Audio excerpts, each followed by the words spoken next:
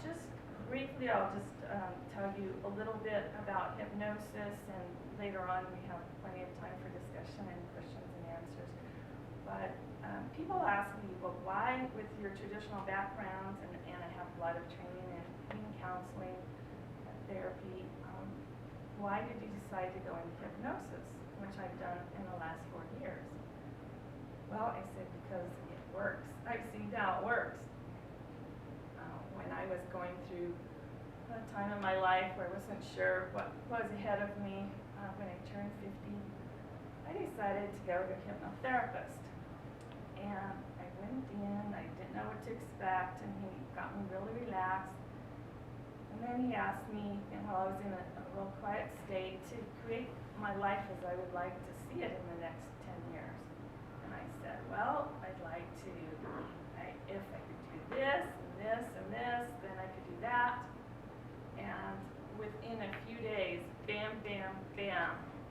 Oh, man, it was like my kids used to say, super warp speed. Just had this amazing breakthrough. I just couldn't believe it. So my son, he was 17 at the time, he was having a really rough time. A totally different situation than where I was at. He went and he was amazed too. So I sent other friends, and people just had dramatic results, and we all had different issues and different experiences, but it was really cool.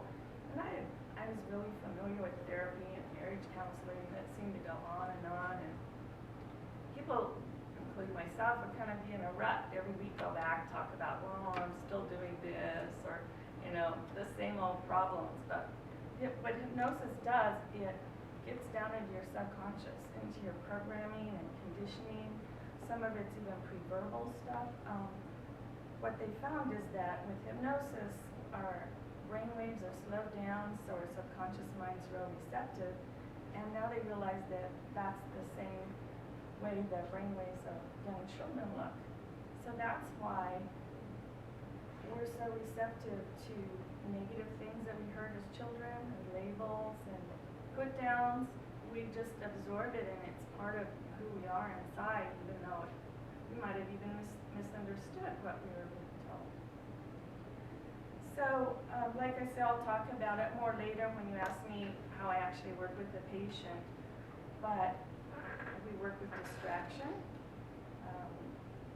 If somebody's playing football, they're more likely to keep playing until the game's over, and then they all of a sudden realize they have an injury.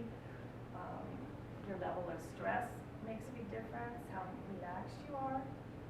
Like when you go to, remember being a kid and you're going to have a shot, and the nurse says, oh, relax your arm, honey. And you see that needle, and your arm gets all stiff, so they have to stab it in harder. So learning to relax and breathe can really help. Your personality makes a difference, whether you see yourself as a victim or you feel like you're empowered in your life. So there are techniques to help people feel that they can control their pain. That's really cool to see when that can happen.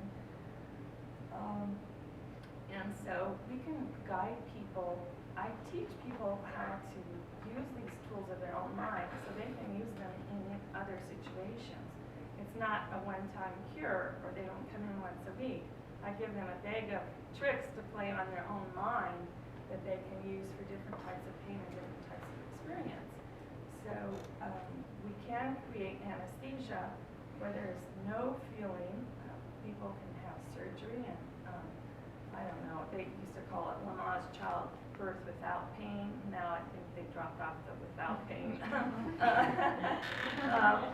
That's a little bit too much to ask, but well, if people can have surgery with hypnotherapy and still be sedated on the surgery table, that's pretty amazing. And it can be used in the dentist's office for people that choose to not have pain meds. But as you mentioned, pain is a signal, sometimes of danger, or sometimes that something's wrong. Like my father, as a hand surgeon, has done work with lepers around the world, and people have the idea that leprosy causes the digits or parts of the body to fall off in some way, but really what happens is they're not warned when they're sticking their hand into a fire, or if even a rat is chewing on their finger during the night. So sensation is important. So, for instance, that if somebody's really athletic and they want to play tennis, but they have a serious problem with their back, they need some kind of signal to remind them to be careful. If it came in and I removed all the pain, they were able to do it themselves, they go out and injure themselves again. So sometimes it's more important to create an analgesic effect than an anesthetic effect.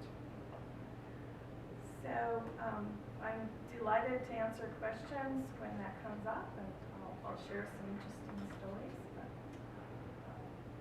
pass it on. Hi, everybody. So I'm Christina.